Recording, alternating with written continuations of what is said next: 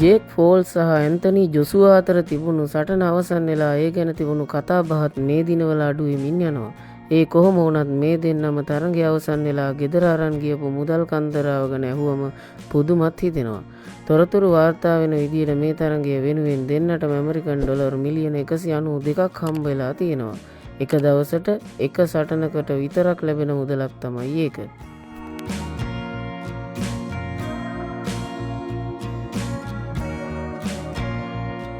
අපි මේ මුදල මොන වගේ වටිනාකමක් තියෙනවද කියලා මුලින්ම හොයලා බලමු. සාමාන්‍යයෙන් ශ්‍රී ලංකාවේ අපි හැමෝටම සමීපම ක්‍රීඩාව තමයි ක්‍රිකට්. ක්‍රිකට් වලත් වැඩිම මුදලක් ගැවසෙන්නේ IPL තරඟාවලියේ. IPL තරඟාවලියේ එක් කණ්ඩායමක ක්‍රීඩකයන් 25 දෙනෙකුට ගෙවන්න පුළුවන් උපරිම වැටුප ඉන්දියන් රුපියල් කෝටි 120යි. එතකොට IPL තරඟාවලියේ කණ්ඩායම් 10කටම ඉන්දියන් රුපියල් කෝටි 1200ක පඩි ගෙවනවා.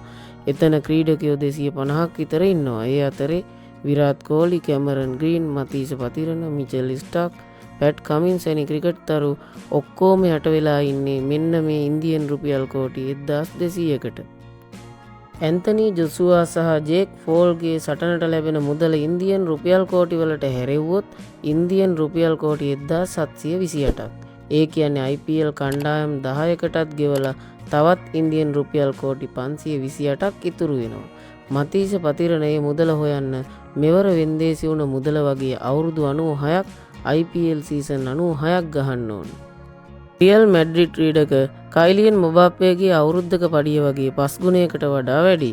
ලයනල් මෙසි ඉන්ටර් මයාමි වල අවුරුද්දකට ගන්නවා වගේ 10 ගුණයක්. ඔය ගාන පහු කරලා ටිකක් හරි තියෙන්නේ ක්‍රිස්ටියානෝ රොනාල්ඩෝගේ විතරයි. ඒ ඔය ගානට වඩා ඩොලර් මිලියන 28ක් වැඩියෙන්. හැබැයි ඒ ගාන හොයන්න ක්‍රිස්ටියානෝ රොනාල්ඩෝ සෞදි ලීග් එකේ අවුරුද්දක් සෙල්ලම් කරන්න ඕන. ඇන්තනි ජොසුවා සහ ජේක් පෝල් මේ ගාන හෙව්වේ එක දවසින්. ඒකත් විනාඩි 16ක් වගේ පොඩි කාලයකින්.